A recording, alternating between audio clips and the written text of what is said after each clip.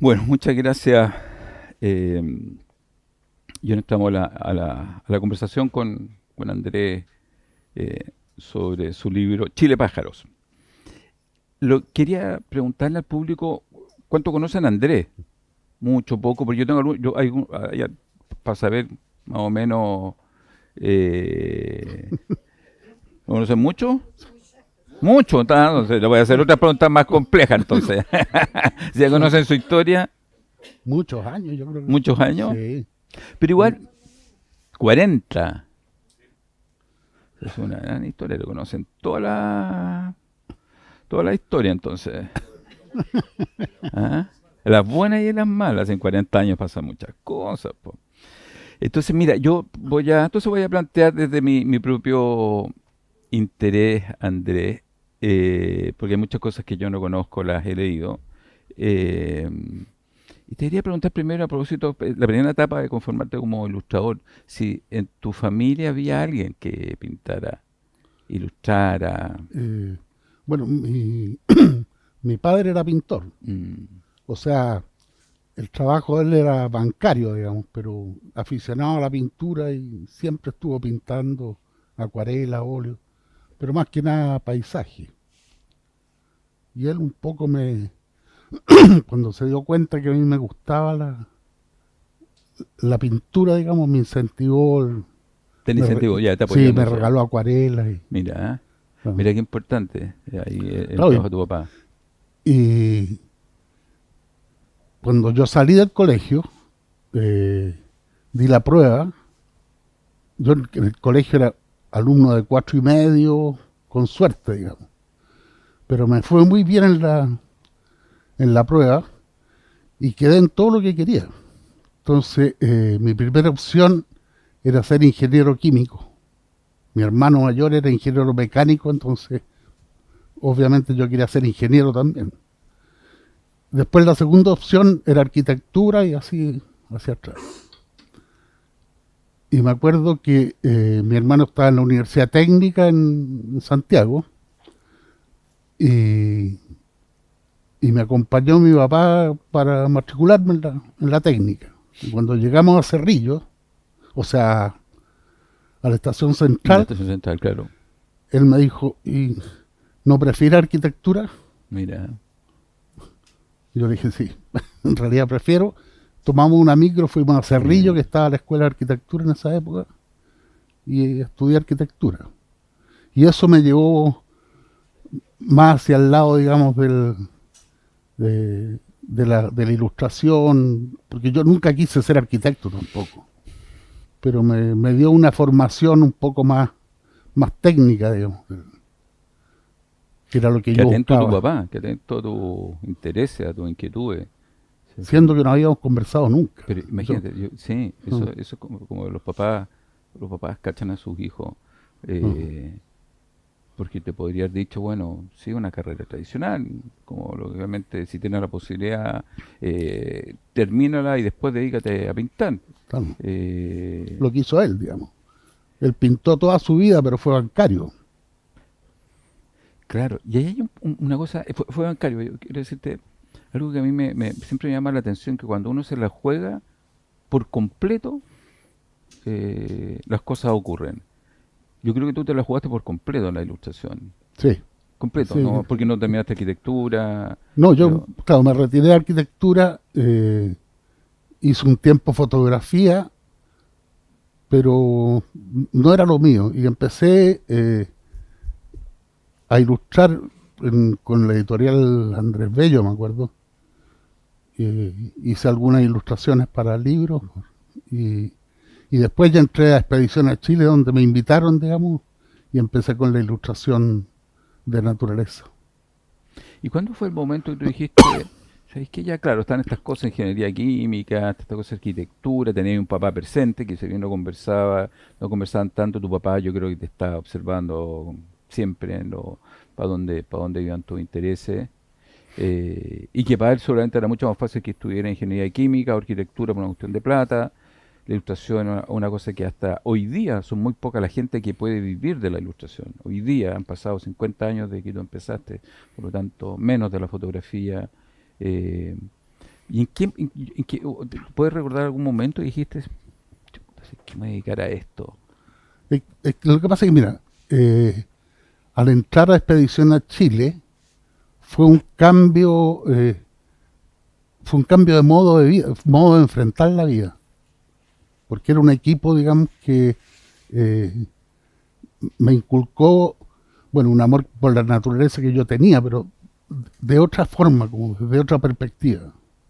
Y Mm, ahí me di mm, cuenta, digamos, que podía estar sin trabajar, digamos, dibujando y mm, ganando plata, o sea, porque me mm, pagaban un sueldo.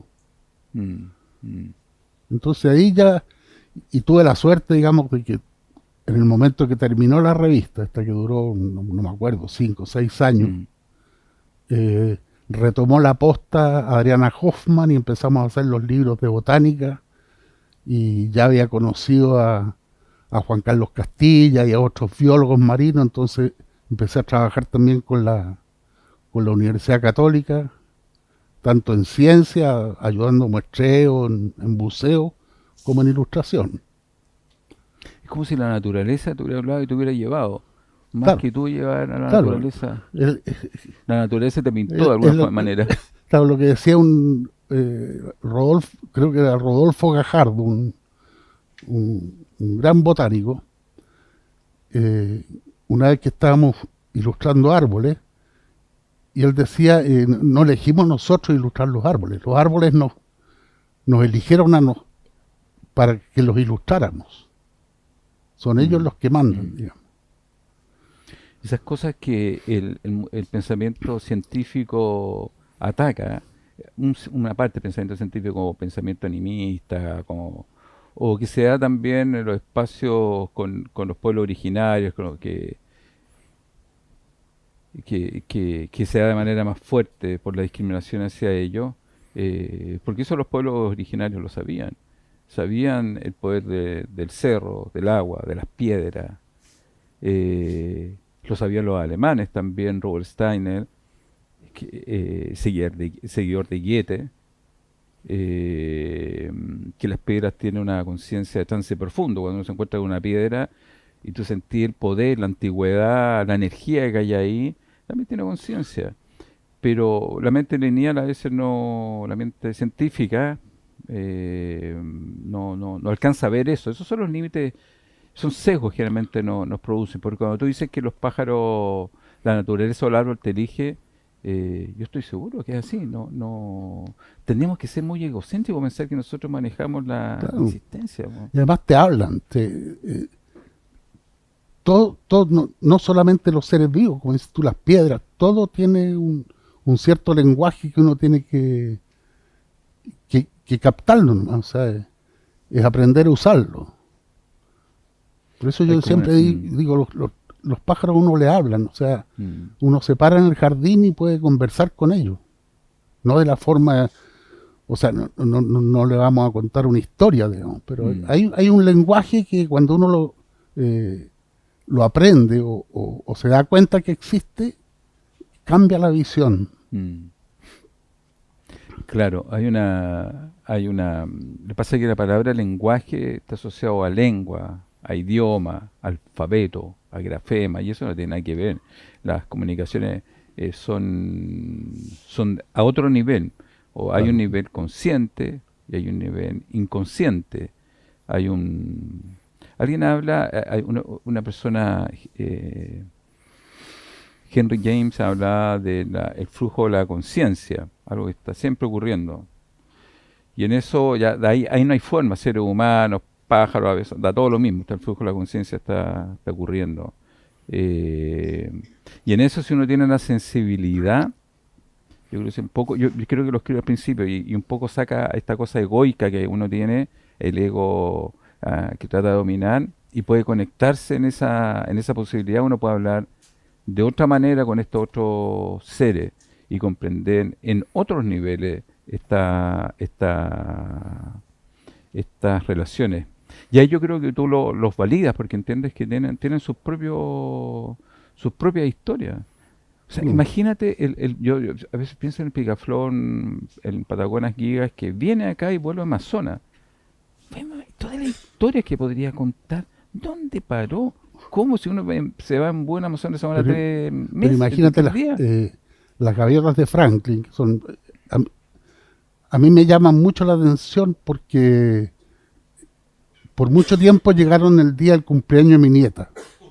Ese día llegaban sobre mi casa y tomaban altura. Y esos pájaros vienen desde el norte de Canadá Mm, y llegan al sur de Chile y después se devuelven. Y son capaces de volar durmiendo. Entonces, la capacidad que tienen cómo no se pierden, cómo saben mm, dónde están las cosas, cómo saben que ahí estaba mi casa, mm, para seguir después al río Maipo. mm. Claro, eso tú decís, entonces hay cosas que no podemos explicar con nuestra pequeña mente científica y hay muchas cosas que escapan y que son un misterio fascinante, pero que ocurren. Lo que hablábamos es que eh, yo personalmente he vivido, he mantenido a mi familia ligándome a la naturaleza. Podría ser abogado, estaría asesorando empresas, estaría con las pelotas en realidad. Me cargaría estar asesorando la evaluación de impacto ambiental.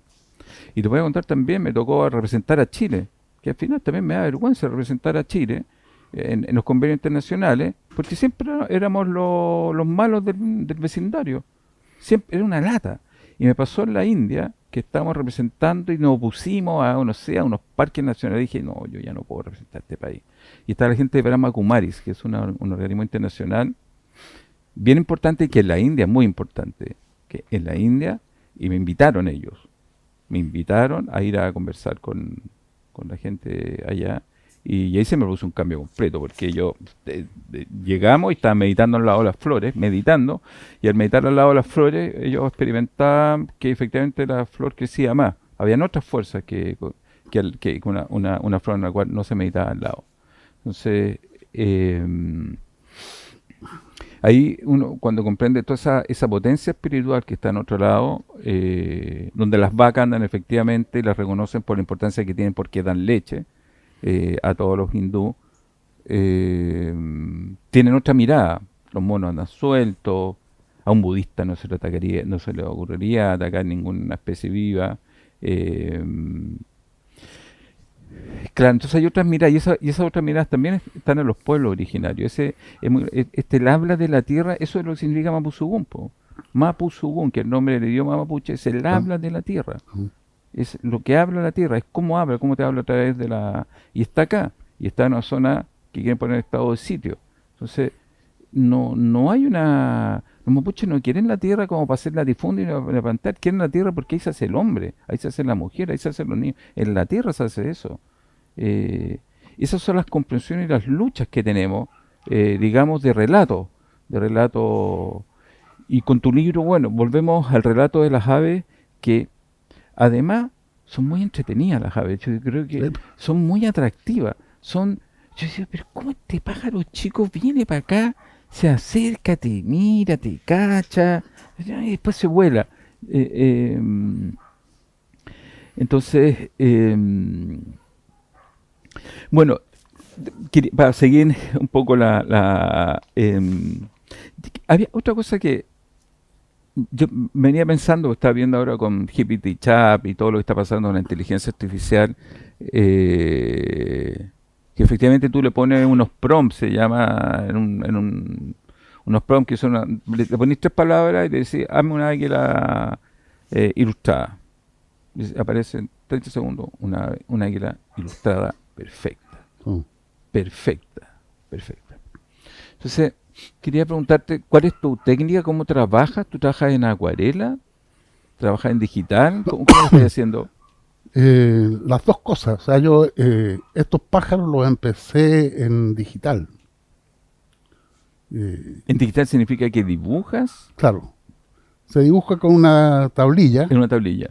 Entonces uno con un lápiz mira la pantalla. Entonces la diferencia, digamos, que uno dibuja aquí, mira hacia la pantalla. Y una amiga un poco me obligó, digamos, a hacerlos a pincel. Me, me hizo darme cuenta, digamos, del valor que iban a tener, digamos, el estar hecho en papel. Y, y de eso me estaba acordando cuando tú hablabas en delante con Luis de las versiones digital y la versión en Mm, papel, mm, eh, que la diferencia está en que la versión digital no envejece. mm, En cambio el libro envejece con uno. mm, Si uno lo mm, usa, o sea, si el libro es bueno, mm, en 3 años más va a estar ajado, va a estar mm, con las hojas dobladas, qué sé yo, porque se ha mm, usado. Entonces va envejeciendo junto con uno. mm. Que el libro igual es una materia viva. Y el libro está en la cabeza de nosotros, en nuestro amor, en nuestros recuerdos. No tiene nada que ver con un PDF. Sí, a mí fue, habiendo hecho muchos libros, generalmente ilustrados, aquí como que me cayó la chaucha. Dije, mira, esta es la diferencia fundamental. ¿No? Y los niños, además, necesitan tocar, porque el libro es una tecnología. Si tú piensas, esta tecnología eh, que se abren, que se corten, que se pegan. Yo cuando veo a mi hijo chico y mover una hoja así y cachar que al otro lado va a haber otro, eso es magia. Y eso ocurrió desde la invención del libro. Es una ¿No? tecnología que facilita y democratiza las conversaciones. Eh, y es curioso además porque porque los pájaros que tú pintas son mitad tuyo y mitad de quien lo observa ahí ilustrado. ¿No? Cada uno tendrá su propia relación, su propia historia con ellos. Y por eso los libros tan vivos. Pensaba en los impresionistas, en la corriente francesa, que ellos primero frente a todo el Renacimiento, tienen todas las pinturas súper bien hechas, Botticelli, etcétera, y después pensaba en un trabajo que estamos haciendo con Paloma, en los impresionistas que se dedicaban a hacer ciertos trazos nomás para que el espectador completara en su cabeza. Y ahí el cuadro adquiriera vida. Fueron súper avanzados en ese sentido. Y parece que nuestro cerebro funciona así. Nosotros recibimos trazos y los completamos. ¿No? Y ahí hay que tener ojo porque uno lo puede completar de cualquier manera. Uno lo completa hacia un lado, otro hacia otro lado. Por lo tanto, siempre el cerebro nos está mandando una película. Por eso se producen las confusiones, los puntos de vista, los dogmas, las luchas, las peleas, ¿No? las guerras. Eh, por lo menos a nosotros nos interesa tener esta apertura en la mirada hacia la naturaleza y reconocernos a través de una experiencia, que es que uno, yo le cuento a mis hijos, por ejemplo, el churrete costero, que es muy divertido, porque yo tengo una perrita chica, donde descubrió que es un ser completamente consciente, porque sueña, por lo tanto tiene un yo, emocional, celosa,